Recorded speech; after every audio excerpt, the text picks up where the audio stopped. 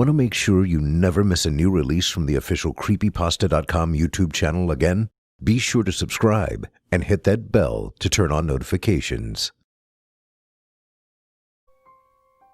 Road Trip Story, West Texas, Near Miss, by Resonant Eye. I was on a cross-country road trip with a colleague. We were driving through West Texas on a major highway. In the area where we were, even the major highway was pretty desolate. There had been a truck stop or gas station about every 100 miles, and every one of them was solitary, with no other buildings in sight. These weren't really towns, the exits, just places to get more gas to get to the next gas station. It was pretty late at night, and my colleague had been driving for like 4 hours. I can usually drive for about 8 hours, but she could only manage 4 or 5 before it was my turn again. We were also getting low on gas, at about a quarter tank, and you learn from road travel to fill up when you get the chance, so she was looking for a gas station as we drove along. It's really corny, but we were talking about fate and destiny and some other weird shit at the time. That kind of conversation gets me keyed up and worried, so I was trying to change the subject. She took an exit while we were talking, and I got out my coffee mug so I could fill up for my turn driving. We pulled into a typical Nowhereville gas station. Just the station and a trailer out back. There was another car parked in front of the doors off to one side. We got out, still talking, and walked up to the double doors, each of us grabbing a handle. The doors were locked. I turned and looked around to see if there was a sign, and noticed several things in succession. The coffee maker inside was halfway done brewing a fresh pot of coffee. The monitors that showed the store were visible from outside, where we were. But all of them were showing static, and there was a splash of bright red on the door in the back of the place, which was closed. I suddenly realised I was looking at a huge streak of blood with handprints on it. Every hair on my neck stood up. My friend began shaking the door, yelling, "We need to get gas!" But I had already turned and walked away from the doors. "We have to leave. Now." I grabbed her arm and started propelling her back to the car. Now I noticed the other car in the lot. It had no plates. It was dingy and had dents. There was an empty gun rack in the window of it. I ran to the car, dragging her with me.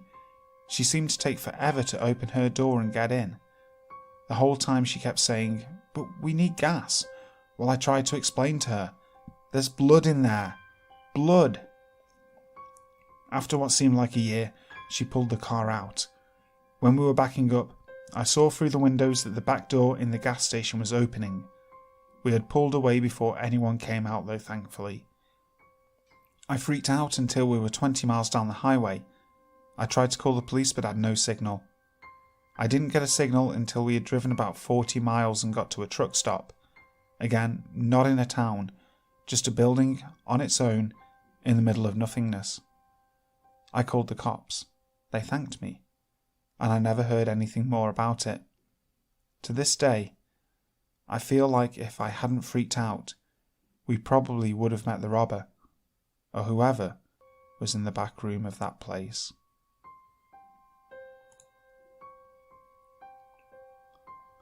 The Moonlight Motel by I Like Couch. This encounter takes place several years ago in a remote part of the Australian outback. For a bit of background, I'm a pretty built 6'2" dude and was around 26 years old at the time. Travelling through the central Queensland outback in my old, semi-reliable Nissan X-Trail. We're both science/zoology nerds and had heard about this amazing dinosaur trail out this way, which is basically a grouping of 3 areas that have had previous dino bone discoveries, and they still have fossils, as well as a seriously awesome dinosaur track with preserved footprints. We were staying at a place 3 hours from Winton for a couple of days, and we're pretty keen to check out this trail, so we made the decision to do a 6-hour round trip in a day. We were pretty ambitious, and stupid back then. We left at 9 AM the next morning, car packed with lunch, several litres of water, and my trusty GPS, and off we went. It was a long drive, and halfway through my aircon decided to cark it. If any of you live in or have visited Australia in the summer, you would know it's brutally hot. So I'm sure you can imagine the 3-hour trip there without aircon was hell. To make things worse, my GPS also stopped working as the map software didn't recognise the area we were in. Luckily, I had an old Refidex in my back seat, but it was pretty tough to revert to map reading when you're used to a computer screen telling you where to go. Especially given we're talking the Australian outback here, complete with dirt tracks for roads and very limited signage. But I digress. Finally, we make it to the trail, and kick it there for a couple of hours. I'm not going to lie, it was pretty awesome. Then, we decided to make the trip back, as it was starting to get later in the afternoon, and we didn't want to be driving back in the dark. As we're about to leave, this gnarly old guy, who appeared to be an employee of the trail company, dressed all in khaki gear, asked us about where we were from and where we were heading. He gave me the stink eye when I was vague with the details, but my mate told him the name of the town we were staying. He took a real liking to my mate, and laughed when he told him about our lengthy journey in. Apparently, we had taken the long route, and there was a much quicker way to get back. That would shave about an hour off the trip. We jumped at the directions he gave us, all verbal, which we wrote down. Off we went on our merry way, thinking how lucky we were to have met this old dude who gave us some sweet intel on a shortcut home. Based on the directions he gave us, we went winding along several roads in an area I had never been in, and eventually settled straight on this narrow dirt road. We were supposed to reach an intersection after about half an hour, take a right, and continue on that road until we got to a main highway that would take us back. After an hour and a half of driving on this dirt trail though, we still hadn't reached this intersection. I started to freak out a bit, thinking we'd missed the turn, but my mate was completely chilled out and was sure that we'd get there eventually. I think he thought I was driving too slowly, but there are kangaroos out there, man, and those things can seriously damage your car if you hit one. We'd been travelling for a while now, and it was getting later and later in the day. It got to the point where the petrol in the tank was only a quarter full. There were no houses, other roads, or cars in sight, and I was really not comfortable with where this was headed. In the middle of nowhere, in a remote area in the wasteland that is the Australian outback.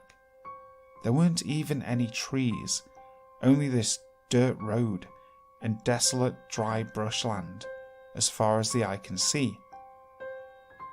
I stop the car and tell my mate to get the binoculars out the back to take a look around in case he can see a landmark.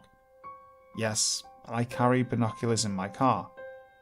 He obliges and can just make out a house-like structure not too far in the distance. So we made the decision to head for that.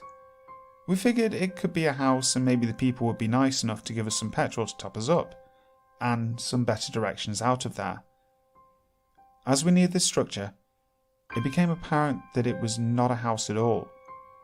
We pulled up out front and see that it's an old caravan that has been burned to a shell from the inside out.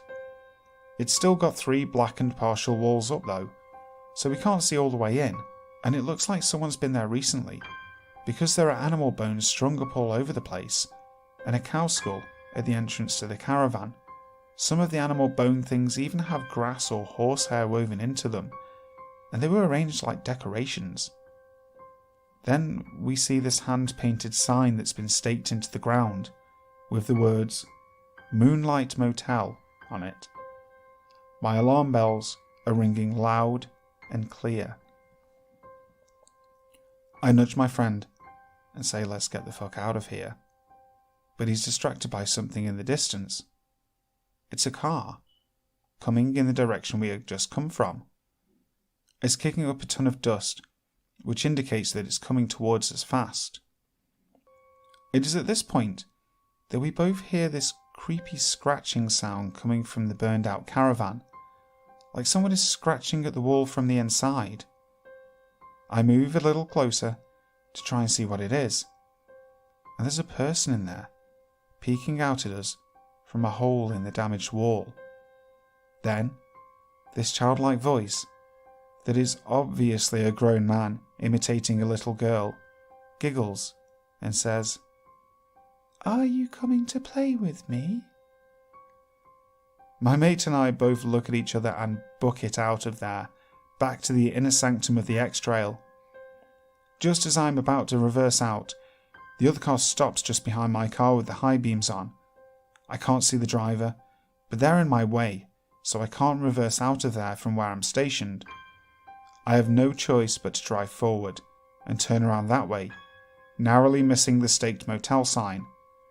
Just as we're about to leave, the driver starts blaring the horn, just hammering it for no reason at all. I speed off, back in the direction we came, and the other car does not follow. It's getting to twilight at this stage, and pretty dangerous to be out on these country roads once it's dark, because of the kangaroo situation. But we're feeling a bit better as we manage to navigate our way back to where we came from, the Dino Trail, and even start to joke around about what happened. The person in the other car was probably just honking at us to get our attention, to help with directions or something. I pulled into the parking lot and go to the front desk area of the company that runs the tours. I explained we had gotten lost on our way back to the town we were staying at, and the lady there is kind enough to give us just enough petrol for the ride back.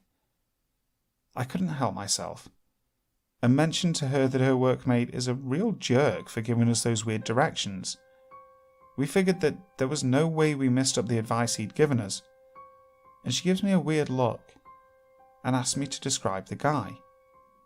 I do, and her face goes funny, and she says, "That man doesn't work here. I saw him talking with the tourists today, and my boss had to ask him to leave. He kept trying to get details of where people were staying, and telling them he had vacancies at his place and that they could stay there. The Moonlight Motel."